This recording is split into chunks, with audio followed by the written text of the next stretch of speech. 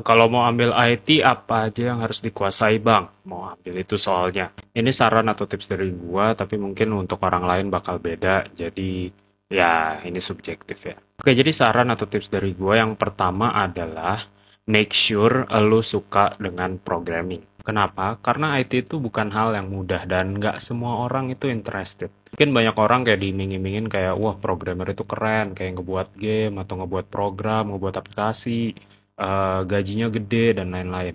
Tapi di balik itu perjuangannya untuk lulus kuliah juga itu lumayan gede.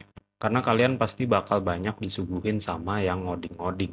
Dari ngoding basic sampai nanti ada pelajaran tentang object oriented, terus ada nanti AI dan lain-lain, itu semua pasti pakai ngoding. Nah, cara biar kalian senang atau make sure kalian senang itu ya pertama dengan nyoba ngoding sendiri dengan komputer atau laptop kalian sendiri. Ketikanya di Google, di YouTube dan lain-lain, how to start coding atau how to code atau how to make application gitu-gitu. Pakai bahasa pemrograman apapun, HTML pun nggak masalah, CSS, PHP pun nggak masalah. Yang penting kalian udah tahu ngoding itu rasanya kayak gimana. Dan kalau kalian udah nguasain basic-basic dari programming, kalian udah tahu, udah paham, ya mungkin pelajaran-pelajaran kuliah yang basic-basic di awal-awal semester itu kalian bisa lulus dengan gampang dan malah naikin IP kalian nantinya.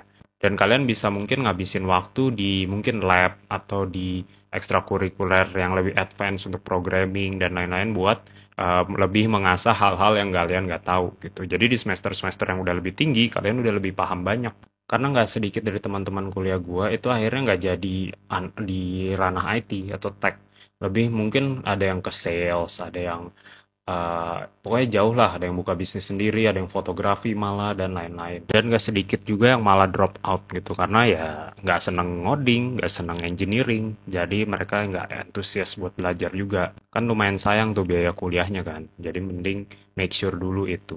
Ini gua nggak nakut-nakutin ya, emang beneran kayak gitu sih di lapangan. Hal kedua ya kalian mesti otomatis rajin, karena kuliah itu sebenarnya lebih banyak ke rajin sih.